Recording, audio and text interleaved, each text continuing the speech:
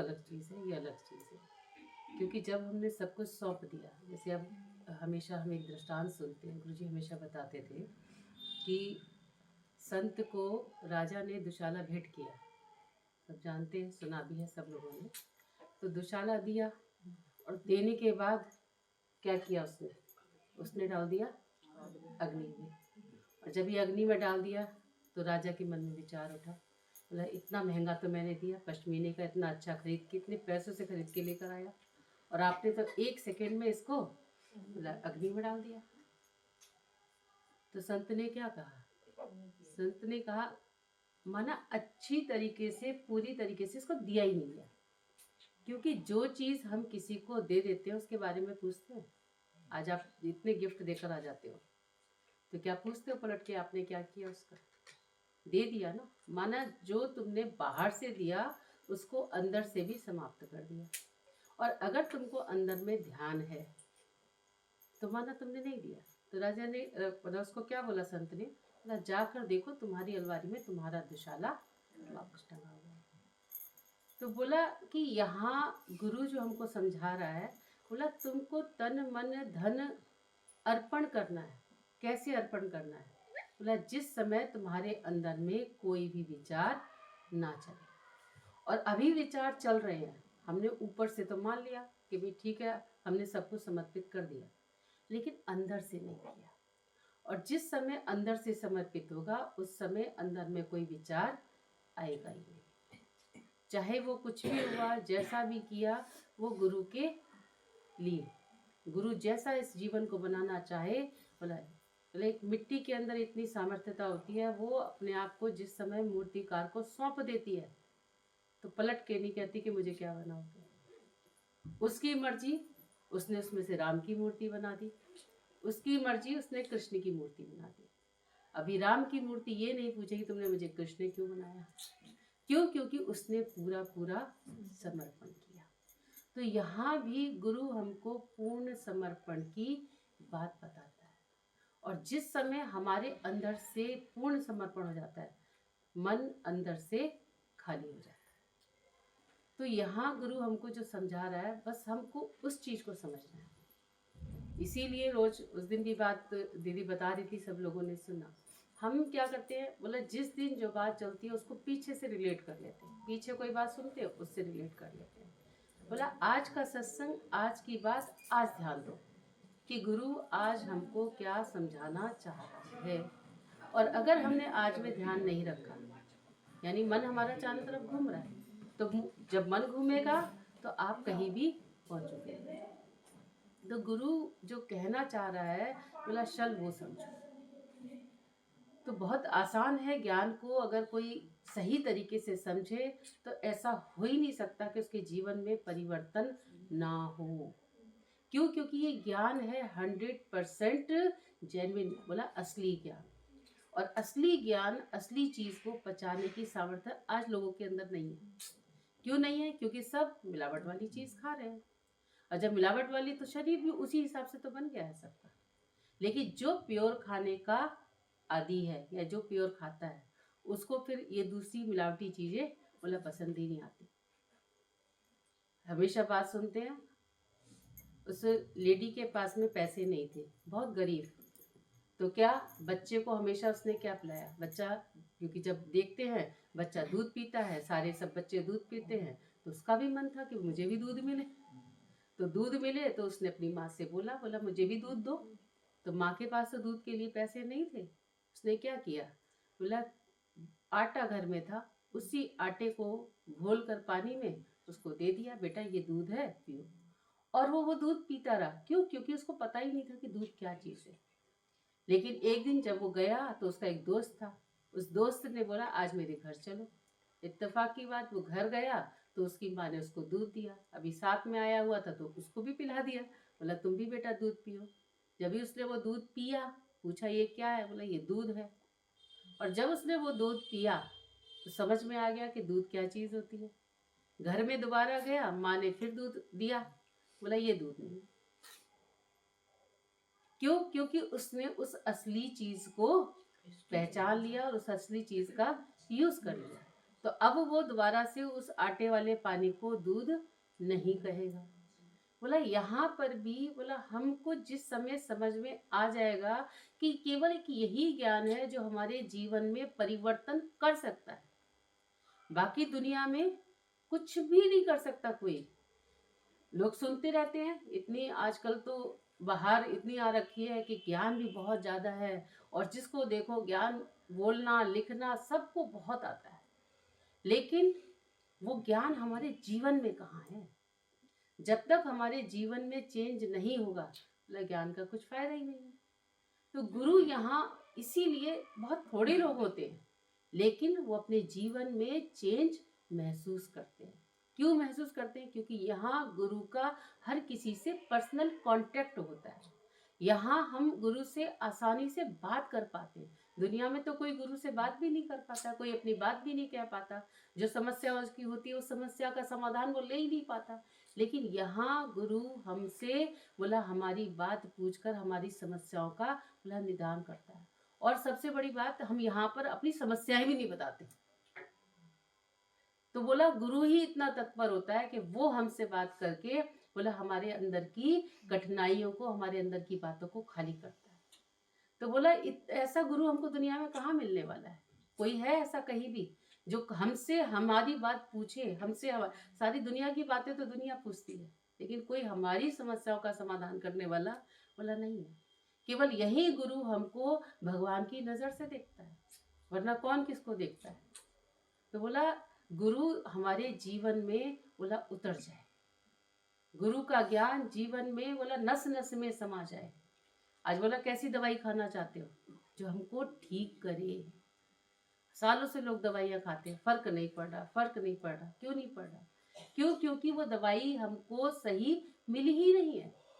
लेकिन जब हमको सही चीज मिल जाती है तो बोला सालों साल खाने की जरूरत नहीं पड़ती है, बोला थोड़े टाइम भी खाते हैं उससे हमको फायदा पड़ जाता है। तो बोला यहाँ भी गुरु हमको बोला फायदे की बात बताता है। भगवान देखना किसी ने नहीं सिखाया हमको, लेकिन यहाँ गुरु ने हमको हर किसी के अंदर भगवान देखना बोला सिखाया है।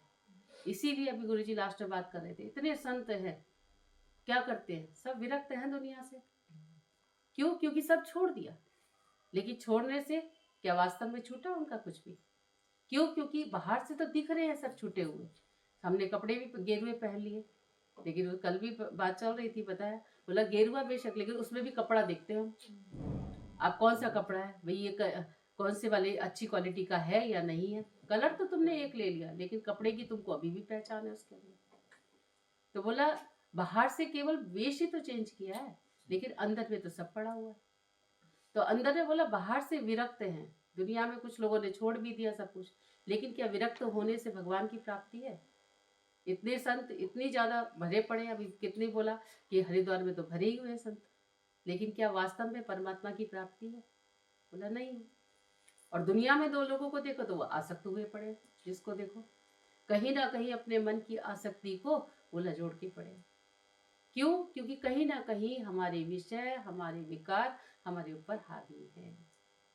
कोई काम, कोई क्रोध, कोई लोभ, कोई मोह, मतलब कहीं ना कहीं किसी ना किसी विषय विकार के अंदर इंसान आसक्त है ही है।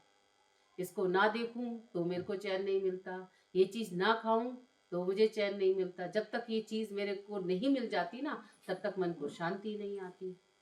तो कहीं ना कहीं आसक्त मन है, चाहे वो बाहर की माया में है, चाहे वो अंदर की माया में। कुछ लोगों का बाहर की माया में बड़ा आसक्त मन होता है, ये चीज मिले, ये चीज मिले, ऐसा घर हो, ऐसा हो, बोला वो बाहर की माया। कई लोगों को अंदर की माया वो भी नहीं छोड़ती है, क्योंकि अंदर के विषय विकार बोला वो भी कहीं ना कहीं हमको जकड़े रहते हैं। तो वो कहीं ना कहीं आसक्ति में पड़े हैं, और सन्यासी कहीं ना कहीं विरक्ति में पड़े हैं। लेकिन एक ज्ञानी है जो जागृति में रहता है, हमेशा जागृत होकर रहता है। क्यों जागृत है वो?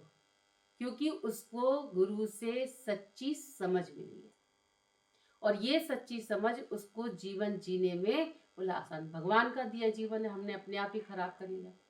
लेकिन क्यों? क्योंकि हमको रास्ता नहीं पता, हमको समझ ही नहीं है कि हमको करना क्या। जैसे बोला ना अभी बच्चे को हाथ तुम चाकू पकड़ा दो, उसको नहीं पता इसका क्या करना, क्या करेगा वो? या तो खुद को मारेगा, या तो सामने कोई होगा तो उसको लगेगा। क्यों? क्योंकि उसका सही यूज नहीं पता उसको।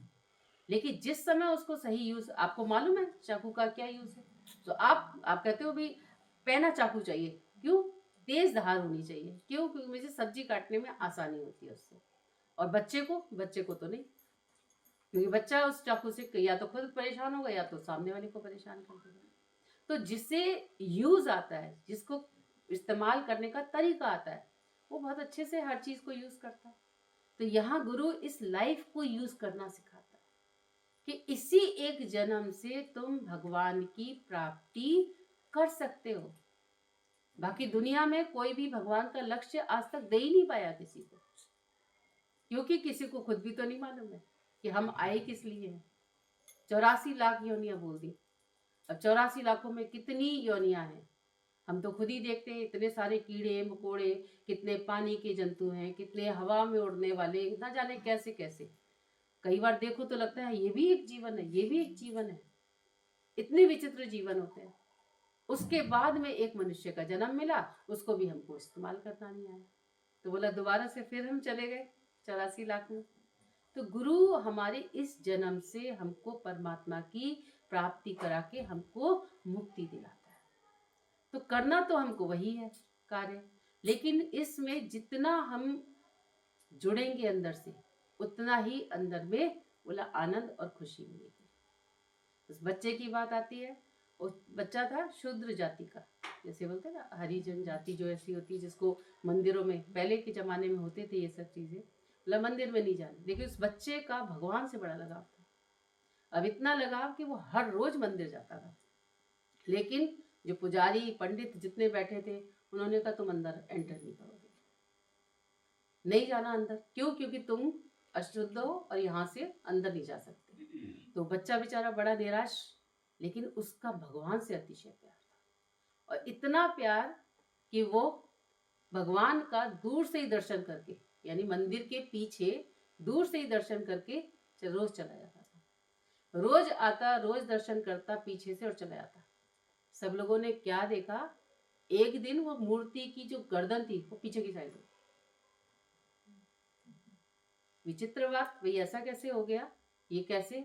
अब सब लोग बातें लगाते हैं कि भाई ऐसा कैसे हो गया, शायद भगवान नाराज हो गए कहीं ना कहीं, तभी तो मूर्ति की एकदम से कंडीशन चेंज हो गई। कहाँ आगे देखने वाली, कहाँ एकदम पीछे मुड़ गया, ऐसा क्यों हुआ?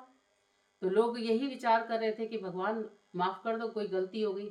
तो उसी समय आकाशवाणी बोला गलती तुमसे नहीं हुई है, यहाँ भगवान ने उस बच्चे को अपने मन में बसा लिया।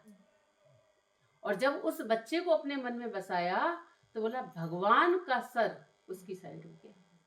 बच्चा जिस तरफ से आता था, मूर्ति का मुंह बोला उसी तरफ मुड़ गया। माना उस बच्चे ने अंदर दिल से प्यार किया भगवान को, तो बोला भगवान के दिल में बच्चा उतर गया और उसकी मुख, मूर्ति का मुख उस तरफ हो गया। बोला आज हम देखें हमारा मुख किधर है? क्या हमारा गुरु की तरफ मुख है? क्या हम गुरु को प्यार करते हैं? क्या गुरु हमारे को लगता है कि गुरु ही हमारा है, बाकी दुनिया में कोई किसी का नहीं है? तो बोला जिस समय तुम गुरु से, गुरु के दिल में उतर जाओगे, तो बोला गुरु का भी मुख तुम्हारी तरफ हो जाएगा।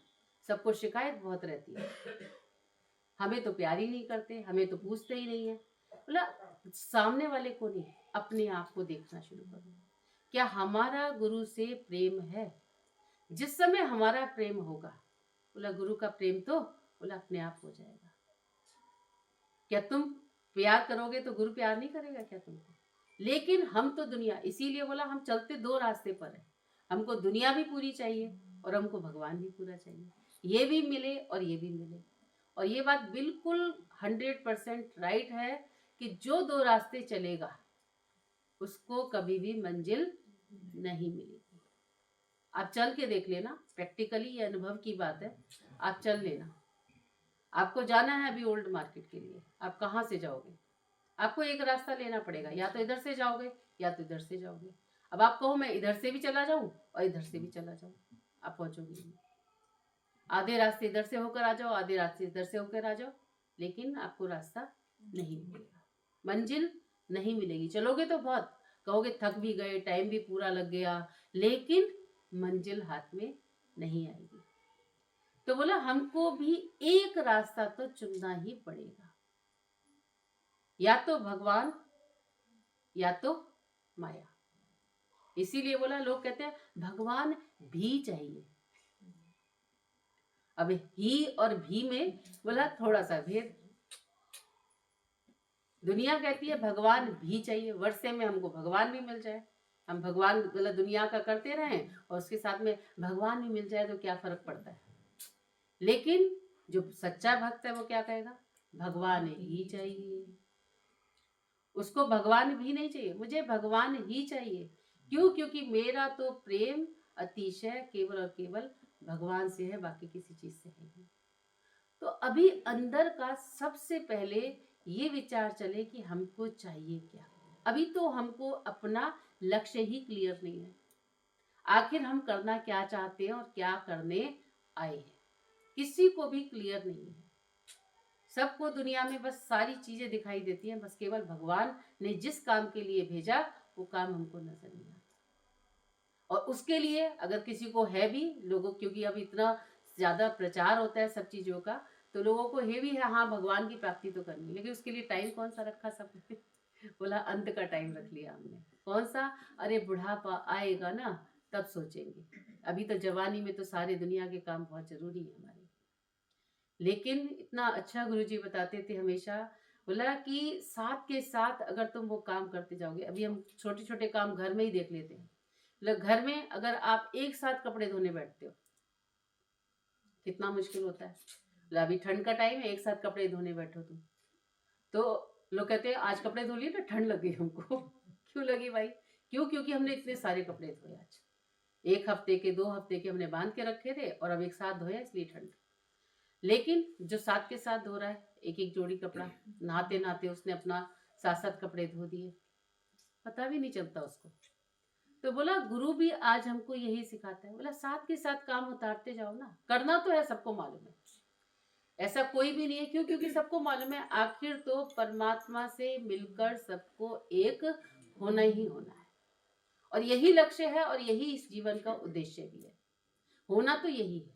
अब ये आपकी मर्जी है, आप 1 84 का चक्कर लगाओ, 2 84 के चक्कर लगाओ, 3 लगाओ, 4 लगाओ, अंत यही है। तो अब ये आपके ऊपर है कितना आगे जाना है और कितना हमको क्या करना है। तो जब करना ही वो है तो बोला क्यों नहीं वो काम हम आज ही करके खत्म करें। तो गुरु आज से, और फिर सबसे बड़ी बात, इस जन्म में आने का हमने बोला नतीजा भी देखा है अच्छे से। हर व्यक्ति दुख और सुख के झूले में बोला झूल ही रहा है, सब कुछ तुम्हारी अकॉर्डिंग हो गया, आप बहुत खुश हो। आज बच्चे भी हमारे अकॉर्डिंग बन गए, घर भी हमारे अकॉर्डिंग हो गया, सब कुछ हमारे अनुसार चल रहा है, हम बड़े खुश हैं। लेकिन थोड़ी सी भी हालत विपरीत होती है हम परेशान हो जाते हैं। क्यों? क्योंकि अब मेरे मन के अकॉर्डिंग नहीं हो रहा। अब जो नहीं हो रहा क्या तुम्हारे करने से हो जाएगा? सब कहते हैं इसके आगे तो हमारा कोई जोर ही नहीं है, अब तो भगवान के हाथ में है। तो बोला जब भगवान के हाथ में है तो तुम भगवान के हाथ में क्यों नहीं छोड़ देते? तो हम उस चीज को ठीक करने की अपेक्षा बोला उससे बचने का उपाय ना करें। तो गुरु आज हमको वही बोलता है, बोला सामने पहाड़ आ गया आपके, अब आप कहो पहाड़ हट जाओ, क्या पॉसिबल? बोला नहीं होगा। लेकिन क्या? बोला तुम रास्ता बनाते जाओ, तुम पहाड़ पे धीरे धीरे चढ़ते जाओ और उस पर उतर जाओ, ये तुम्हारे हाथ में है। लेकिन तुम हाथ जोड़ के बैठ जाओ, प्रार्थना करो, अगरबत्ती जलाओ, वही भगवान ये पहाड़ हटा दो, पॉसिबल नहीं। तो गुरु तो आज हमको रास्ता बताता है, बोला सुख का रास्ता तुम्हारे पास है, तुम चाहो तो इस चीज का अभ्यास करके, बोला ज्ञान का अभ्यास करके इन सुख दुख से बोला छूट सकते हो। क्योंकि होनी तो होके रहे, अनहोनी बोला नहीं होगी। तो जो होना ही है उससे ना कोई बच सका है, बोला ना राम बच सके, ना रावण बच सका, ना कोई और। बोला जीवन में सुख और दुख सबके जीवन में है ही है, लेकिन बचने का जो तरीका है वो गुरु हमको बताता है। पहले से ही प्रिपेयर हर चीज के लिए, और जिस समय हम पहले से प्रिपेयर है तो हमको कोई बात बोला लगती ही नहीं, आने वाली बात तो आएगी आएगी। तो उससे अच्छा ये है कि हम उससे बचने का तरीका, आज लोग अपने घर में बहुत से लोग होते हैं जिनके पास बहुत पैसा होता है। अब बहुत पैसे वाले लोग क्या करते हैं भाई, अपने पास कहीं ना कोई हथियार रखते हैं। क्यों? क्योंकि उन्हें पता है चीज है तो हालत आई, हो सकता है कल को कोई भी खड़ा हो जाए। तो अपने बचने के लिए उन्होंने एक हथियार अपने पास में बोला रखा हुआ। तो आज हम सब ने भी अपने पास एक हथियार रखा हुआ है। वो क्या है? बोला वो है हमारे पास क्या, पता है कोई ना कोई, जब जीवन है तो कहीं ना कोई बात होगी, क्योंकि अनसर्टेन है हर चीज, कोई चीज निश्चित है ही नहीं। तो बोला अगले दिन क्या होने वाला है हम सब नहीं जानते, किसी को भी नहीं पता। इसीलिए बोला जिंदगी की किताब को कोई एक पेज पलट के नहीं देख सकता। आज का दिन बहुत अच्छा, बड़े सुख की नींद सोए, कल क्या होगा किसी को नहीं पता। दुनिया की सारी किताबें आप पहले से लेकर आखिरी पन्ने तक पलट पलट के देख सकते हो, ये सबके हाथ में है। आप लाइब्रेरी जाओ, आपके पास पढ़ाई की किताबें हैं, अभी पढ़ाई शुरू होती है छोटे बच्चों की, बोला किताब मिलती है, पूरी किताबों पलट पलट पलट के पूरा देख लेते हैं। बल्कि बहुत सारे बच्चों को ड्राइंग की किताब मिलती है, क्या करते हैं बोला सारे पेज फटाफट से भर देते हैं। क्यों? क्योंकि इस किताब को तो पलटना आसान है, लेकिन जीवन की किताब को पलटना बिल्कुल नामुमकिन बात है। तो गुरु हमको बोला उसकी तैयारी बोला यहाँ समय रहते देता है, इसीलिए बोला समय रहते ये ज्ञान रूपी पानी बोला जमा कर लो। पता नहीं जीवन में कब आग लगे, तो उस आग के लिए कम से कम तुम्हारे पास पानी होना चाहिए। पहले के टाइम पे बोला घरों में एक बड़े बड़े टैंक होते थे, सब रखते थे अपने वॉशरूम के अंदर, बाथरूम के अंदर कहीं भर के एक बड़ा ड्रम रखते थे पानी। और आज का टाइम देखो, आज कोई पानी भर के नहीं रखता है, सबको ऊपर वाली टंकी पर भरोसा है कि ऊपर जो टंकियां लगी है ना वो भरी है हमने, वो काम करेंगी। लेकिन कारण क्या है बोला आज, और कभी कभी वो टंकी ऐसी खाली हो जाती है पता ही नहीं चलता, हमको नहीं पता होता, कभी सिस्टम खुला रह गया, कभी टपकता हुआ पानी कब खत्म हो जाता है हमको, लेकिन वो जो भरा हुआ पानी है उसका तो विश्वास है कि हमने भरा है तो भरा ही रहेगा। लेकिन ऊपर वाली टंकी का हमको भरोसा कई बार नहीं होता है। क्यों नहीं है? क्योंकि पता नहीं कब कहाँ से निकल जाता है पानी। तो बोला विश्वास होता है कि भाई भरा है पानी, आप फटाफट से जहाँ पे भरा होता है ना सीधा वहीं भागते हो कि यहाँ पानी रखा है ना फटाफट से। और आजकल हम लोग देखते हैं कई लोगों के पास तो किचन में ही पानी नहीं होता। क्यों नहीं है? मतलब पानी, मतलब अगर मान ली लाइट नहीं आ रही है और आरओ नहीं चल रहा है आपका, तो आप पानी नहीं पी सकते। क्यों? क्योंकि हमने स्टोर किया ही नहीं है। कहते हैं बहुत आसान होता है ना, फटाफट से बस नल खोलते ताज़ा पानी पीते। लेकिन कई बार अगर लाइट ना हो और खाली हो टैंक, तो बोला अपने घर में भी हम प्यासे हैं। तो बोला इसीलिए इस ज्ञान का भी पानी होना, बोला स्टोरेज जरूरी है। क्यों? क्योंकि अगर तुम्हारे पास ज्ञान होगा, बोला तुम आसानी से हालतों से लड़ सकते हो, उनसे बोला पार पा सकते हो। वरना दुनिया में कोई ऐसा नहीं है जो हमको ये तैयारी कराए। गुरु हमको ये तैयारी कराता है, बोला हर समय हर चीज के लिए बोला तैयार रहो। इसीलिए हमेशा ज्ञानी की तुलना, ज्ञानी की उपमा गुरु जी देते थे सैनिक से। एक सोल्जर जो होता है ना, वो कितना अलर्ट है। आज देश में कोई लड़ाई नहीं हो रही है कहीं भी, सीमा पर, लेकिन फिर भी पूरा देखो एक आर्मी के लिए कितना पैसा खर्च होता है। कोई आसान थोड़ा है आदमी को वहां रखना। लेकिन सीमा पर जवान आज भी खड़े हैं, चाहे ठंड है, बारिश है, चाहे कितनी भी गर्मी है, लेकिन वो अपनी जगह से, अपनी ड्यूटी से नहीं हिलते। क्यों? क्योंकि उनको ये काम मिला हुआ है, एवर रेडी है वो। जिस समय लड़ाई होगी, जिस समय थोड़ी सी भी उथल पुथल होती है, तो वो तुरंत से हाजिर होते हैं अपनी जगह पर। बोला यहाँ गुरु भी हमको ऐसा ही एवर रेडी सोल्जर बनाता है। वो वहां लड़ रहे हैं, लेकिन हमको अपने अंदर इस तैयारी को रखना है, क्योंकि पता नहीं कब बाहर किसी चीज का भी आपके ऊपर अटैक हो जाए। क्योंकि ना जाने कब ये मन आपका उल्टा हो जाए, ना जाने कब तन के ऊपर आ जाए, ना काय धन। क्योंकि तीन ही तरह के दुख दुनिया में बने, या तो तन के, या तो मन के, या तो धन के। लेकिन इन तीनों दुखों से बचने का केवल एक ही उपाय, वो है ज्ञान। जो गुरु ने हमको बिना पाई पैसे के बोला दिया है। तो जो गुरु की बात को समझता है, धीरे धीरे उसको अंदर से वैराग्य आता जाता है और उसका समर्पण होता चला जाता है बिना किसी रुकावट के। क्यों? क्योंकि है ही सब कुछ परमात्मा का, ऐसा कुछ भी नहीं है जो मैं लेकर आया अपने साथ में। क्योंकि अगर जो हुआ भी है वो किसकी बदौलत हुआ है? बोला परमात्मा की बदौलत। जो मिला है वो भी मिला है, बोला भगवान की बदौलत। बोला कुछ भी ऐसा नहीं है जो मेरी अपनी, लोग बड़ा घमंड करते हैं, अरे मेरी तो इतनी बुद्धि है, मैं मिट्टी से बोला सोना बना सकता हूँ। बोला बुद्धि देने वाला कौन? कौन है बुद्धि देने वाला? आज इसी एक जिस दिमाग के ऊपर इतना अभिमान है, बोला इसी की एक नस, एक छोटी सी नस खिंच जाती है तो इंसान को ये नहीं पता होता कि मैं कहाँ बैठा हूँ और क्या कर रहा हूँ। तो जिस भी चीज का अभिमान इंसान कर रहा है, बोला वो सब है भगवान की बदौलत। और जिस समय हम भगवान का आभार प्रकट करेंगे, बोला उस समय अंदर का अभिमान बोला खत्म हो जाएगा। मेरा आज का दिन भी मेरे पास है तो भगवान की बदौलत है, आज का ये समय भी मेरे पास है तो वो भी भगवान की बदौलत है, वरना मेरे अपने हाथ में तो कुछ भी नहीं। तो गुरु हमको हर तरीके से अंदर से बोला खाली करके ये भगवान का भाव अंदर में भरता है। और जब ये अंदर भगवान का भाव होता है तो बोला हमारा किसी से राग नहीं है और किसी से द्वेष नहीं है, ना कोई मेरे लिए अपना, ना कोई मेरे लिए पराया। बोला हर चीज मेरे को केवल और केवल भगवान नजर आती है, इसीलिए मेरे अंदर से राग और द्वेष कब चले गए मुझे भी नहीं पता चलता। तो गुरु की बात को 100% समझना, बोला ये बहुत जरूरी है। इसीलिए दादा ने बात कही, मैं कहाँ से बोलता हूँ वो समझो। हम केवल ऊपरी ऊपरी बात समझते हैं, या तो शब्दों में चले जाते हैं या तो किसी दृष्टांत के सिद्धांत में चले जाते हैं। बोला नहीं, गुरु जिस बात से समझे, अब किसी ना किसी चीज को तो लेना ही पड़ेगा ना बात समझाने के लिए। इसीलिए बोला बातचीत करने के लिए किस भाषा की? बोला भाषा की बीच में जरूरत है, शब्द की जरूरत है बात करने के लिए।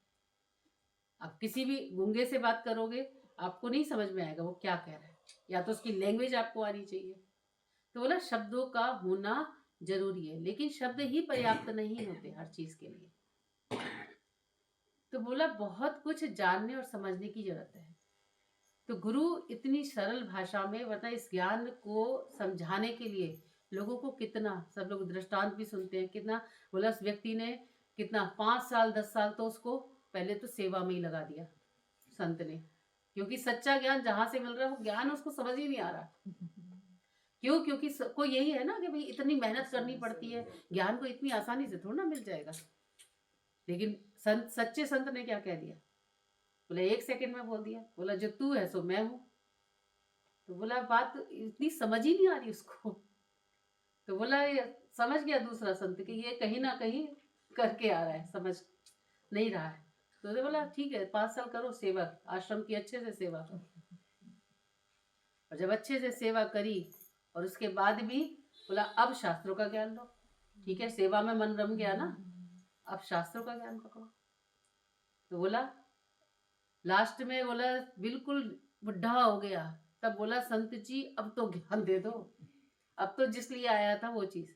तब संत ने बोला अहम ब्रह्मास्मि तत्वमसि, बोला जो है बोला वो सब परमात्मा। बोला तब उसको समझ में आया, बोला संत ने तो मुझे ज्ञान पहले दिन ही दिया लेकिन नहीं समझा। तो आसानी से मिली हुई चीज को हम बहुत कैजुअल ले लेते हैं, हल्के में लेते हैं, लेकिन ये ब्रह्म ज्ञान है। और इस ब्रह्म ज्ञान के लिए बोला पात्र भी खाली होना चाहिए। इसीलिए बोला शेरनी का दूध, गुरुजी कहते थे क्या सोने के पात्र में ही टिकता है? शेरनी का दूध होता है, बोला सोने का पात्र चाहिए उसके लिए। अगर नॉर्मल किसी चीज में डालोगे ना बोला फट जाएगा दूध। तो बोला यहाँ भी शुद्ध पवित्र बोला हृदय चाहिए इस ज्ञान के लिए, उत्तम समझ चाहिए, तब ये ज्ञान बोला अंदर में जाएगा। तो बोले यहाँ गुरु हमारी महिमा करता है और हम गुरु की महिमा करते हैं। गुरु कहता है तुम नहीं होते तो हम कहाँ होते, और भक्त कहता है आप नहीं होते तो हम भी ना होते। तो बोला एक दूसरे से, लेकिन यहाँ गुरु हमारी तारीफ करता है, इसका मतलब ये बिल्कुल भी नहीं है कि हम ही सब कुछ है। बात को बहुत अच्छे से समझना है हमको, और जब समझेंगे तभी अंदर में बोला शांति आएगी, वरना तो आना और जाना। शुरू में बोला ना हर चीज बहुत अच्छी, बच्चा शुरू में जाता है बड़ा स्कूल में बहुत खुश होता है, क्यों? क्योंकि शुरू में पढ़ाते नहीं है। अब देखो हमारे यहाँ जब छोटे बच्चे आते हैं ना, पढ़ाते नहीं है उनको, क्या करेंगे? भी टॉफी चॉकलेट देंगे बड़े खुश होके, क्यों? क्योंकि बच्चा बैठे तो पहले यहाँ तो रो रो के घर से आ रहा है, छोटे बच्चे को बिठाने के लिए पहले तो टॉफी चॉकलेट दी जाएंगी उसको, फिर झूले दिखाए जाएंगे, बेटा देखो यहाँ पर ये खिलौने भी हैं, खेलो। वो बेचारा उसमें बिजी हो जाता है अच्छे से। अब वो फिर जब वो बैठना सीख जाता है, फिर उसको रोज खिलौने दिए जाते हैं फिर उसको टॉफी चॉकलेट दी जाती है। बोला नहीं, ना उसको टॉफी चॉकलेट देंगे, ना ही उसको खिलौने देंगे, ना ही उसको झूले दिखाएंगे। फिर कहाँ शुरू हो जाते हैं? बोला अब पढ़ो। हमारे साथ भी तो यही हुआ है। हाँ बिल्कुल, सभी के साथ यही होगा। क्यों? क्योंकि गुरु का उद्देश्य तुम्हारी मुक्ति है। गुरु का उद्देश्य केवल तुम्हारे लिए मनोरंजन नहीं है, बिल्कुल। ये तो अलग बात है कि गुरु तुमको बीच बीच में देता रहता है, और वो भी अच्छी बात है, कोई गलत चीज नहीं है, लेकिन उद्देश्य केवल यही नहीं है। उद्देश्य है परमात्मा की प्राप्ति, वो हमको करना ही पड़ेगा, और वही गुरु हमको बोला समय रहते करवा रहा है, वरना दुनिया में बोला भगवान की प्राप्ति कोई नहीं कराता। लेकिन यहाँ गुरु हमको हाथ पकड़ के उस रास्ते पर बोला लेकर चल रहा है। तो गुरु वहां तक ठीक है भाई, शुरू में सब कुछ होता है, तब कहते हैं हाँ तुम्हारी बात भी सुनी जाती है, ऐसा नहीं कि भी बात नहीं सुनी जाती, लेकिन तुम हर वक्त वही वही बातें थोड़ा ना करती रहोगे। इसीलिए अभी गुरु जी क्या बोल रहे थे, बोला गुरु तुम्हारी बातों की क्वालिटी से जान जाता है कि तुम कहाँ पर हो। क्यों? क्योंकि राजा जनक के क्वेश्चंस क्या थे और तुम्हारे क्वेश्चंस क्या है? उसने तो बोला वैराग्य कैसे आए, मुक्ति कैसे मिली, लेकिन तुम्हारा कहाँ क्वेश्चन है? तुम तो जाके क्या कहते हो, मेरे बेटे की नौकरी कब लगेगी, मैं ठीक कब होंगी, मेरे घर में अपना घर कब होगा मेरा। तुम्हारे क्वेश्चंस तो ये होते, तुम्हारा कहाँ हो तुम, मतलब यानी तुम अभी नीचे ही। क्यों? क्योंकि जब जीवन परमात्मा ने दिया है तो इसके जीवन यापन का सामान भी दिया ही है, ऐसा नहीं किसी ने तुमको नहीं दिया। आज तक भी भगवान ने जब संसार में आए थे क्या क्या लेकर आए थे? क्या उस समय कोई घर लेकर आए थे अपने साथ में, या कपड़े लाए थे? अटैची, अभी तो कहीं जाते हो अटैची बांध के लेकर जाते हो ना, पूरा एक अटैची भाई कपड़ों की होती है, फिर खाने का एक बैग होता है, फिर ओढ़ने बिछाने का भी एक अलग से बैग बना के चलते हो, कर लेते हो ना 3-4 बैग। क्यों? क्योंकि जा रहे हो कहीं पर। लेकिन आए थे इस दुनिया में तो क्या लाए थे, कौन से बैग बना के लाए थे? कोई नहीं लाया। लेकिन फिर भी आप सबके पास बैग भर भर के सामान है, कहाँ से? क्योंकि परमात्मा ने पहले से ही अरेंजमेंट किया है, किसी ना किसी सोर्स से तुमको मिलेगा, चाहे तुमको शादी करके मिला, चाहे माँ बाप से मिला, चाहे बच्चों से मिला, कहीं ना कहीं किसी ना किसी सोर्स से तुम्हारे पास में होगा। तो सब कुछ तो परमात्मा ने दिया है, कुछ ऐसा थोड़ा ना जो नहीं दिया। लेकिन करना क्या है? करना तो फिर अपनी मंजिल को पाना है, जो काम हम करने के लिए संसार में आए हैं। तो कार्य सब होंगे कि बच्चे का स्कूल में जाने का लक्ष्य क्या है? लक्ष्य पढ़ाई, उसको कुछ बनना है। आप इसलिए थोड़ा ना भेज रहे हो कि टीचर कहे मैं घर से अच्छा अच्छा खाना बना के लाई हूँ, बेटा खाओ, क्योंकि मैडम जी पढ़ाना है इसको, खिलाना नहीं है। खिलाने के लिए तो हमारा घर काफी है, हम खिला लेंगे इसको, लेकिन आपके पास हम भेज रहे हैं इसको आगे बढ़ने के लिए, कुछ बनने के लिए। तो गुरु भी हमको बोला वही कार्य, बोला शुरुआत करी उसने, ठीक है, तुम कहीं ना कहीं किसी ना किसी चीज को देखकर आए, लेकिन अब तुमको सच पता चला तो तुमको अब सच से प्यार है, अब तुमको बाहर की चीजों से प्यार नहीं है। अब तुम कहोगे मुझे बाहर की चीजें, हाँ ये मिला ना सत्संग में तो हम जाते हैं, सत्संग में प्रसाद मिल जाता है, कुछ ये मिल जाता है ना, नहीं वो सब तो बहुत पीछे रह गई चीजें, मिले ना मिले। हम तो देखते कई लोग ऐसे भाग जाते हैं, लेते ही नहीं कुछ भी। क्यों नहीं ले रहे? क्यों? क्योंकि उनको उस चीज की जरूरत नहीं है, जो सच मिल रहा है ना वो चाहिए हमको, क्योंकि हमारा उद्धार उससे होना है, हमारा चीजों से उद्धार ना होना है। चीजें तो हमारे घर में भी काफी हैं। अगर कोई हमको दे भी दे, आज एक डब्बा दे भी दिया किसी ने, तो कौन सा हमारे घर का पूरा पड़ गया उससे? नहीं, किसी का कुछ नहीं होता। तो अब हमको समझ में आ गया उन चीजों की तो जरूरत भी नहीं है, और इसीलिए बहुत से लोग लेते भी नहीं, उनको जरूरत ही नहीं है। मेन तो जो हमको चाहिए वो हमारे आत्म उद्धार की चीज चाहिए, और वो है ज्ञान, जो हमको गुरु से मिल रहा है। तो धीरे धीरे करके, जैसे बोलते हैं ना, शुरू में जब आज एक सुई के अंदर धागा भी डालते तो कितना ऐसे गोल गोल कर करके बिल्कुल नोक बना देते उसकी, तभी तो सुई बेशक इतनी लंबी है, छेद इतना सा है उसका, तो कितना बारीक करना पड़ता है तब जाके उस छेद के अंदर से तो धागा निकलता है।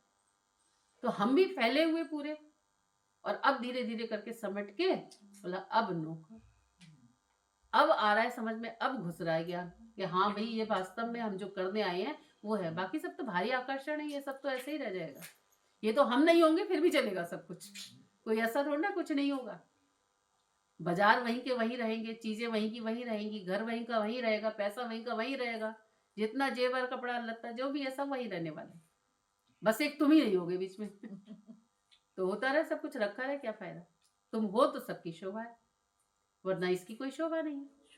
तो गुरु तो हमको हमारा सही लक्ष्य बताता है, तो करना क्या है।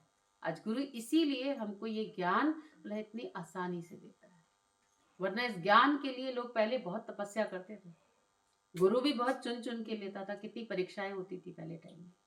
लेकिन आज हम तो बहुत सौभाग्यशाली हैं कि हमको किसी को कुछ बताने की जरूरत नहीं है, ना किसी को अपनी जाति बतानी पड़ती है, ना किसी को ये बताना पड़ता है हमारे पास इतना धन है, इतने घर हैं, इतनी चीजें हैं तो हमें कोई सत्संग में आने देगा। क्यों? क्योंकि बाहर से तो कोई काउंटिंग ही नहीं है किसी चीज की। गुरु तुम्हारा दिल देखता है, बस तुम्हारा दिल है ना सच पाने का, तो वेलकम है। बस सच, तुमको सच चाहिए तो तुम आओ, किसी ने मना नहीं किया तुमको, ये बोला दर तुम्हारे लिए ही है। तो गुरु हमको बहुत आसानी से हमारी मंजिल की तरफ लेकर जा रहा है। तो चल, थोड़ी सी मेहनत, बोला मेहनत तो गुरु की निश दिन, लेकिन बस कुछ तुम भी लगा लो। जितनी तेजी से हमको आगे चलना है ना, वो तेज कदमों की रफ्तार थोड़ी सी तेज कर दो। तो देखो क्यों? क्योंकि हमको चाहिए केवल और केवल भगवान। बाकी दुनिया की चीजें तो हमारे पास में कम ज्यादा जैसी भी है वो है ही है, और वो बढ़ भी जाएंगी तो कुछ फर्क नहीं पड़ेगा। खाना तो हर इंसान को 2 रोटी है, 2 से ज्यादा कोई खा ही नहीं पाता, तो 2 रोटी तो आपको कहीं ना कहीं कैसे ना कैसे करके सबके घर में है। इसीलिए भगवान पेट भरने की गारंटी तो देता है, पेटियां भरने की गारंटी नहीं देता। तो पेट तो सबका भरता है, लेकिन पेटियां किसी की नहीं भरेगी। तो जिसने पेटियां भरने की सोचा है, बोला वो हमेशा खाली रहेगा बंदा। लेकिन जो आज खुश है, बोला उसके लिए दुनिया में कोई कष्ट बनाई नहीं। तो ज्ञान बहुत आसान है, समझदारी का है, बस केवल अपने मन को इस रास्ते के लिए मनाना है। मतलब चारों तरफ से अपने आप को समेट के बस केवल और केवल ज्ञान में चाहिए और कुछ नहीं चाहिए। सतगुरु जी मेरे प्यारे, एक तेरे ही सहारे मेरी जिंदगी गुजर जाए, हो मेरी जिंदगी संवर जाए, मेरी जिंदगी संवर जाए। मन मत भुला दो मेरी, गुरु मत मुझे बना दो, झोली गुणों से भर